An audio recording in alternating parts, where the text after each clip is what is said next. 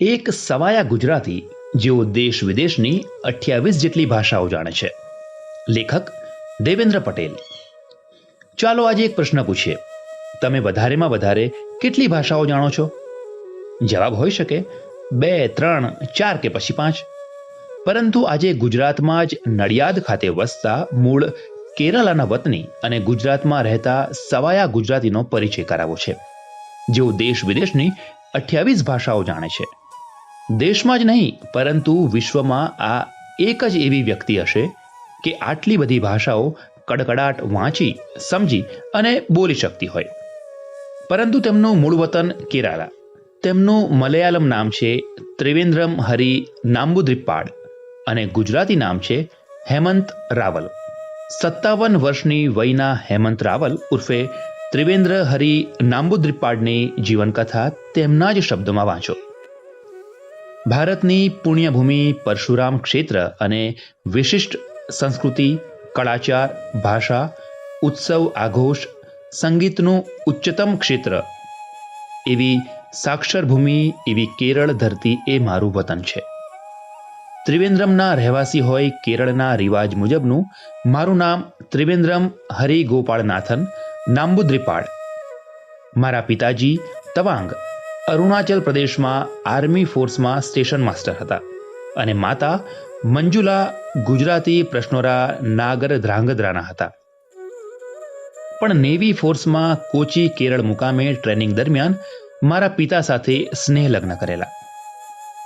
કેરળમાં બ્રાહ્મણો અને નાયર, મેનન, પાણીક્કર, નાંબિયાર, નામ્બુદ્રીમાં છોકરાને પરણીને સાસરે જવાનો રિવાજ સામાન્ય છે અને બાળકોમાં માતા તથા પિતાનું નામ અને અટક લખવાની બાબત સર્વસામાન્ય છે.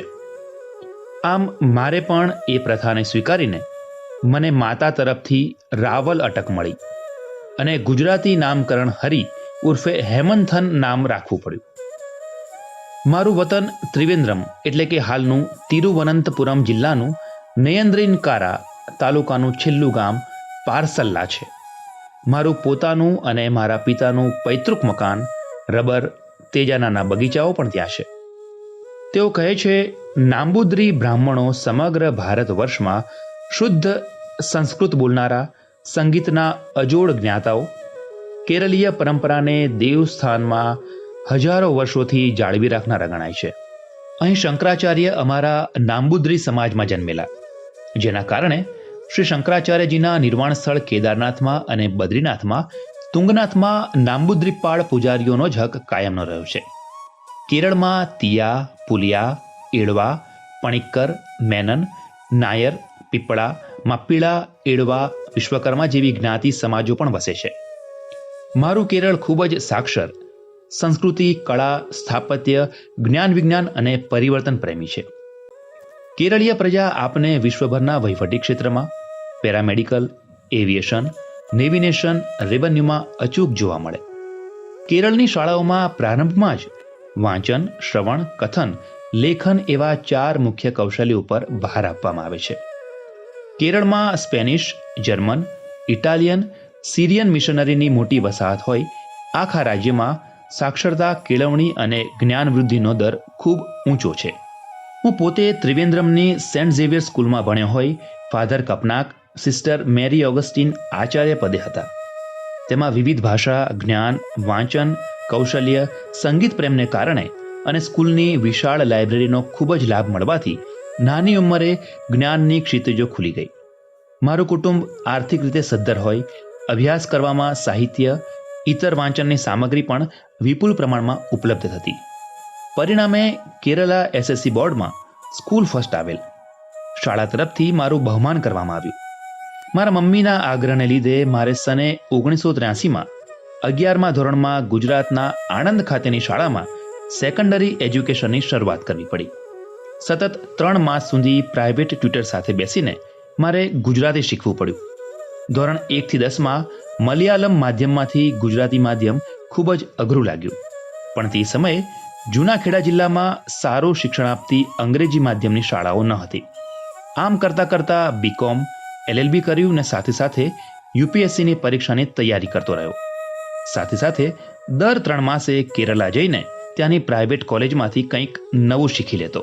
જે સમયગાળા દરમિયાન હું મલયાલમ, તમિલ, તેલુગુ, કન્નડમ, તુમુ, Kodagu, Konkani, Bangla, Jaintia, Asamiya, Nepali, Odia, Chinese, Mandarin, Malay, Indonesian, જાપાની, જ્યુઝ, ઇદરીશ, Italian, Spanish, German, French, Latin, Swahili, Sindhi, Marathi, Portuguese, Hindi, અંગ્રેજી અને ગુજરાતી ભાષાઓ શીખી ગયો. સમયનો સંપૂર્ણ ઉપયોગ કેમ કરવો એ મને મારા માતા પિતા તરફથી શીખવા મળ્યું. મેં મારા જીવનનો એક ધ્યેય બનાવ્યો કે સમાજ, કુટુંબ કે મિત્ર મંડળ કે ફાલતુ બાબતોમાં સમય પસાર કરવાના બદલે કાંઈક નવું શીખવાના ધ્યેયને જ વળગી રહેવું. મારા જુદી જુદી ભાષા શીખવાના પ્રેમને કારણે વિવિધ દેશના પેપર્સ, સંગીત, પુસ્તકો, નાણાકીય વ્યવહાર, વહીવટી બાબતોને ખૂબ ઊંડાણપૂર્વક સમજતો થયો. આજે યુનિવર્સિટી ઓફ મિશિગન ડેટ્રોઇટમાં એસોસિએટ ટ્રાન્સલેટર તરીકે કામ કરું છું. મેં MA with English, MA with French, MA with Malayalam, BCom, LLM એટલે કાયદામાં પણ માસ્ટરની ડિગ્રી મેળવી છે. ગુજરાતીમાં BA કર્યું, B.Ed ગુજરાતી ઇંગ્લિશ સાથે કર્યું છે. મને મારી કેરળીય સંસ્કૃતિની હવા અને વાતાવરણની એટલી તીવ્ર અસર છે કે હું સતત વાંચતો જ હોઉં, લખતો જ હોઉં અને કર્ણાટકી સંગીત સાંભળતો જ હોઉં. નિરામય તંદુરસ્ત જીવન જીવવા માટે વાંચન, સંગીત અને એકાંતમાં ઈશ્વર આરાધના ખૂબ જ જરૂરી છે. ગુજરાતનું લોકજીવન અને કેરળનું લોકજીવન બંને વચ્ચે આબ જમીનનો તફાવત છે. મને આયુર્વેદ પર પણ એટલો જ પ્રેમ છે. અમારા કેરળમાં ખૂબ જ આયુ ચિકિત્સાનો પ્રચાર પ્રસાર છે, જેનો લાભ સૌથી વધારે જર્મન પ્રજા ઉઠાવે છે. મલયાલમ, સંસ્કૃત અને તમિળનું સંયોજન હોય ખૂબ જ મધુર ભાષા છે. સમગ્ર ભારત વર્ષમાં સૌથી વધુ મધુર કંઠવાળી, મધુર લહેકાવાળી ભાષા ત્રિચુરની મલયાલમ છે. હું 1200 પ્રકારની વનસ્પતિ ઓળખી શકું છું. નડિયાદ પાસે એક ગ્રામ્ય વિસ્તારમાં મેં મારું પોતાનું આયુ કૃષિ ક્ષેત્ર વિકસાવ્યું છે, જેમાં ગળો, વાસા, અરણી, અપામાર્ગ, ગોખરું, ગળજીભી, વિકળો, અર્જુન, લોધ્ર જેવી નિર્દોષ વનસ્પતિ રોપી છે. અતિશય વાંચનના શોખને કારણે મારી પાસે 3 મકાન ભરીને 3 લાખ પુસ્તકો ઉપરાંત મેગેઝિન્સ જેવા કે કુમાર, શારદા, કોડિયું, કવિલોક, ગણિતજ્ઞ, વિજ્ઞાન દર્શન, અખંડ આનંદ, નવનીત સમર્પણ જેવાનો પણ વિપુલ અને વિશાળ સંગ્રહ છે. મલયાલમની સાથે વિશ્વની 8 ભાષાનું વ્યાકરણ બનાવ્યું છે, જેમાં ક્રિયાપદને પૂર્વગ, પ્રત્યય, અંત્યગ લગાડીને વાક્ય રચના બનાવી શકાય. આમ વિવિધ ભાષાઓ ઉપરાંત હું 67 જેટલા દેશોમાં ફરીને આવ્યો છું. ત્યાંની સંસ્કૃતિ, લોકવ્યવહાર, આર્થિક બાબતો, ઉદ્યોગો, લોકજીવન, સંગીત વિશે ખૂબ જ જાણકારી મેળવી છે. મને પોતાને અમારા કેરળના વાજિંત્રો જેવા કે થવિલ, ચેંડુ, રુદ્રવીણા, નાગવીણા, નાગસ્વરમ, હાર્મોનિયમ, તાળમ, તબલા વગાડતા પણ આવડે છે. કેરળમાં જિલ્લાવાર બોલી, શબ્દકોશ, સંસ્કૃતિ, ગીત રચના, લોકવ્યવહાર જુદા જુદા હોય ખૂબ જ જિજ્ઞાસાથી જ્ઞાનનું ખેડાણ કરવાની વૃત્તિ જાગે છે. અમો અગ્નિહોમ સતત કરનારા નાંબુદ્રિપાળ બ્રાહ્મણ હોય, ખૂબ જ ઈશ્વરની આરાધના કરવામાં, અગોચર બાબતો, પરાવિદ્યા, કોઈ કલ્પી ના શકે તેવી વિદ્યાઓમાં અતૂટ વિશ્વાસ રાખીએ છીએ. આજે પણ એવા સંતો કે સિદ્ધ પુરુષો હોય છે જે દરરોજની દરરોજ ઘટનાની પૂર્વ જાણકારી તમને આપીને જીવનને તબાહ કરતું અટકાવી શકે.